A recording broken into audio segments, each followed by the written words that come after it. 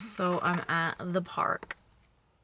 It's a nice day, but this park is closed and I'm trying to just have a spot to film a video for you guys while Dylan's at baseball practice, and people keep coming even though the park's closed. I mean, there's a door that they can get in, so there's a lady like talking to her dog right now. And all I want to do is make a video and not feel stupid talking to myself in the car. Oh, she's walking away. Whew. Hey guys, I'm Emily. Nice to meet you. If you haven't been to my channel already, I usually talk louder, but I'm a little self-conscious because she's not that far away. She's walking farther away. It's gonna be fine. I weighed in this morning on a different scale because if you saw my Instagram, EmilyAMvsg, I shattered that I'm not gonna say that's naughty. I shattered that mother into 1,000 little pieces. My other scale that I normally use. But I was down 2 pounds this morning, and I'm just gonna say that my other scale is also accurate. Why not? I actually think what I used to do with my scale, that the one that I'm talking about that still currently works, is I would just jump on it and weigh myself. Well, I didn't know that you're supposed to step on the scale and let it zero out before you do, because I would notice I would weigh myself in different spots in my bathroom and I would weigh different amounts, so I just thought it was inaccurate, but I held on to it. Don't ask me why, probably in case the other one broke, as it did. So I did it this morning, and I made it zero out, and I moved it to different spots, and I was the same weight. So I'm going with it. Long story short, 176.4, down 2 pounds. Been really good with my eating. I would say 80%. 80%. This, the weekend I did have some cheat times, and I've told you guys, like, I can't do cheat days. Like, I can't mentally just tell myself I have a cheat day, because then it's like a cheat weekend and yada yada. So I try to just think of like, okay, well, what meal this weekend is going to be a little bit of a cheat because of a circumstance that's going on. So we did I had a girlfriend in town from Detroit this weekend and spent some time with her, and then a bunch of other friends. And we went downtown Grand Rapids, and I ate fries, truffle fries, which are like God's gift to humanity, I really believe. But if we ate them all the time, then we would just end up needing like a revision on our sleeve or surgery. So there's that. I think I've been on a better path as far as anxiety goes, and have been talking to the therapist about that and just kind of figuring out ways to cope. I've realized that part of my brain and my processes is that I get emotionally flooded a lot. You can Google that. You might find it helpful. Do I have pizza in my teeth? I didn't eat pizza, but I ate meatballs. Nope, I'm good. I get emotionally flooded, and it can get in the way of things. I talked about in another video just like getting rageful sometimes with my kids. And when I say rageful, I just mean like yelling at them. And I'm not proud of it. And it's not very often, but it's often enough to, like, this morning Dylan was like about to miss the bus, runs back to get his basketball, and I about just flipped out. I was like, get down to the bus! And then quickly followed after him and drove after him and was like, I love you! So I don't want him to go to school and think his mom hates him, I mean, I tell my kids I love them about 15 times a day each, but still, I felt bad. It was not a shining moment for my day, but I apologized this afternoon when I was taking him to practice. So, talking a little bit about why you're not losing weight. I get a lot of messages about regains. No, that's not true. I get a lot of messages about stalls, and a lot of you are early on in this journey, and I'm just going to tell you a couple things. So one thing that I've almost always done, and I will say there are exceptions, and I just went for a few months without doing this, so this was an exception, but right after surgery, I was tracking, and you need to track your food. Your doctor's office should have a nutrition plan for you. And I personally really dug into obesityhelp.com, which is a really great resource that I don't mention enough. That is probably a huge part of why I've been as successful as I have today as far as weight loss and keeping it off. I recommend checking it out. They have forums for every kind of surgery. They have a plastic surgery forum, but what I would do is read the posts from the people that stuck around and would talk about what they did to be successful. And that has been what has kept me successful. I would follow their macros because, you know, there's a lot of similarities when you've lost a bunch of weight and your metabolism changes and, you know, the whole shebang. So track. I don't even care if you're eating 5,000 calories a day. I mean, obviously that's not going to get you anywhere, but like still track. I don't care if you're eating 50 calories a day because you really can't eat anything because you're just fresh out, still track. Because you want to have something to go back and look at. How much protein were you getting? You know, what kind of health, you know, like you had a health issue or something. Look at what your protein intake was and your carbs. I have talked to a few people and first of all, I'm not shaming anyone for any question they ever ask or anything that they don't understand or didn't know about. This is not my intent, even in the slightest. My intent is to educate you, plain and simple. There are people that don't know what macros are, which I'm sure I didn't technically know. I knew macros involve nutrition, but I wasn't sure like what macros are. So they're carbs, fat, and protein. I was going to say in calories, but no. Carbs, fat, and protein are your macros, and you want to have a good balance of those. I don't track fat personally because it kind of falls in line with my calorie intake, which is usually, so people ask me this too, I usually try to eat less than 1,000 calories a day and stick to 20 carbs or less per day, at least for like seriously losing weight. That's what I do. So the calories, I would say, would be a second priority to me as far as I'm concerned. Like low carb is where it's at.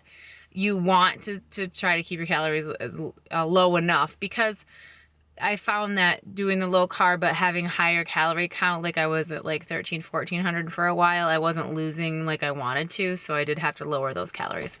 So that's what I wanted to say, is just make sure you're tracking and figure out what macros are. Start educating yourself on macros. Even if you're early on and the weight's falling off because you can't eat food right now, which happens for, even if you're in a stall, I promise you, a year or two is going to go by and weight will have fallen off of you. But you will get to a point where it's not anymore. And you may be at your goal weight at that point, or you may not. If you're really tracking and you're eating purposefully, eating clean, eating healthy, you know, eating low carb, all that stuff, then you probably will get to your goal weight within that shorter amount of time. And then if you continue to eat that way, you'll be great. If you don't do that, then the lady's coming back with the dog. That was a quick walk. So now I'm going to sit here and just pretend I'm not talking to my camera. She's looking at me. Awkward. So I have talked to a few people who weren't tracking and also weren't really aware of how many calories they should be eating and that kind of thing. I feel like your surgeon's office neglected you personally, but the fact that you're asking about it and asking how to lose weight, you're already on the right track. If you're watching these videos, you already have the right mindset, you already have the right mind frame to be successful at this. So just keep pushing on and making sure that you just continue to ask questions. Make sure that you know, look at people who have been successful. It doesn't have to be me. I've said this before. If you like my videos, then keep watching them and I will share with you anything that I have done that I feel like has been successful. Tracking is one of them. And when I'm not tracking, I do see weight come back on or just stagnant, you know, no weight loss. But typically weight comes back on when I'm not tracking, if I'm being perfectly honest. If I started to say this tip in my Get Ready With Me video and I trailed off, as I do sometimes, and forgot to finish my thought. But a tip that I have run into is you don't have to be so specific. I mean, there are people who would disagree with that, I'm sure, and they are very perfect about tracking every single bite, and you really should be tracking everything. But lately, like, I haven't been putting in my vegetables. So, and these are low carb vegetables, low net carbs. So zucchini, cabbage, romaine lettuce.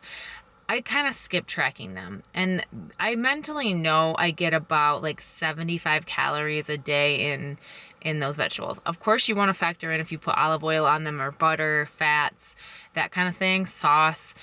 factor that in, and I do, but like the vegetables I kind of leave off because like I only have so much time in a day, and I'd rather make sure that I track than sit there and be so nitpicky that it makes me not want to track, because that's the kind of mental thing that I go through. So if you're having trouble with that, like sitting down and doing that because it's so tedious, and I use MyFitnessPal, by the way. It's my favorite app for, that's probably another, you know, total success tool that I've used. You know, if you don't want to sit there and be so tedious, then, you know, just kind of be general. Like I used to like do the thing where I typed in all the ingredients, and now like Dylan made meatballs the other night. They were the Pioneer Woman ones. I found Italian meatballs. Kind of know in my head how much, I kind of know in my head how many calories are in there, or generally, and I use that. It's the point isn't to be like so anal about it. The point is to be aware of what you're eating and have accountability about it. So if you're doing that, then that's what's happening. Another thing is low carb really is a really great way to lose weight. I can't say that enough. It's been the only real successful diet that I have ever done. I feel like it's sustainable and forever. Yes, I did have just a few months where I really wasn't watching my carbs, but I will say even during my time of like this winter and after tummy tuck, having convenience food and all that jazz, I will even say I probably never made it over 100 carbs a day, which is on the low side for a typical American diet. Stay away from that bread, stay away from those crackers, stay away from those tortilla chips and potato chips and french fries. And all that stuff, guys, it's not good for you. It, you know, like occasionally if you want to have like a piece of like whole grain bread or whole grain something or other, then go for it. But we don't really need it. We as adults don't need it. Our kids, they need it. They have developing brains. They need carbohydrates. My sister-in-law reminded me of this because I have like panics about having carbs in my house, but I do feed my children carbs. I get weird about it, but she reminded me they need that. They need fats, they need protein, they need that kind of stuff. But sugar, no one needs that. Someone was telling me they're giving up.